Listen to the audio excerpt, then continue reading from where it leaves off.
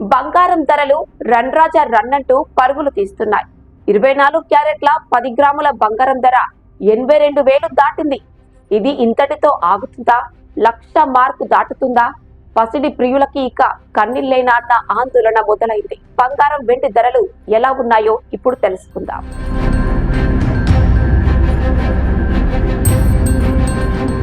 తెలుగు ప్రజలకు బంగారం అంటే ఎంత మక్కువో ప్రత్యేకంగా చెప్పవలసిన పని లేదు.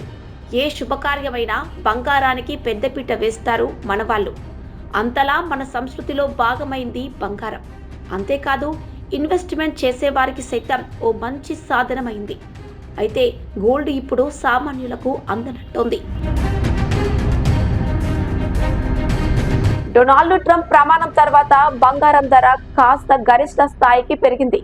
ఇన్వెస్టర్ల స్టాక్ మార్కెట్ పైన సెంటిమెంట్ దెబ్బతినడంతో తమ పెట్టుబడులను పెద్ద మొత్తంలో బంగారం వైపు తరలిస్తున్నారు. దీనికి తోడు ప్రపంచ స్థాయిలో సెంట్రల్ బ్యాంకులు పలు దేశాల్లో బంగారాన్ని కొనుగోలు చేస్తున్నాయి. ఇది కూడా పసిడి ధరలు పెరగటానికి కారణమవుతోంది.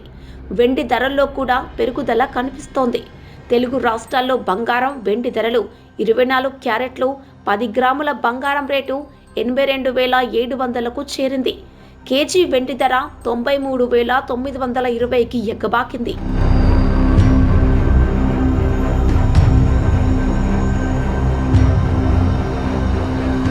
డొనాల్డ్ ట్రంప్ అమెరికా అధ్యక్ష బాధ్యతలు చేపట్టాక పసిడి ధర తగ్గుతుందని భావించారు. కానీ సీన్ రివర్స్ అయింది.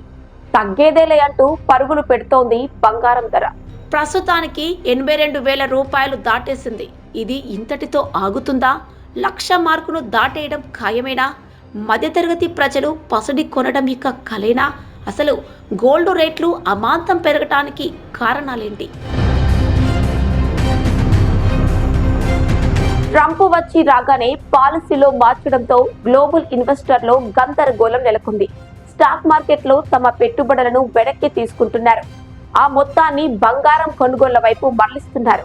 భారత రిజర్వ్ బ్యాంకుతో పాటు ప్రపంచ వ్యాప్తంగా ఉన్న సెంట్రల్ బ్యాంకులు విపరీతంగా బంగారాన్ని కొనుగోలు చేస్తున్నాయి. ఇది కూడా బంగారం ధరలు పెరగటానికి కారణంగా కనిపిస్తున్నాయి. యుద్ధ భయాలు కూడా గోల్డ్ రేట్లపై ప్రభావం చూపిస్తున్నాయి.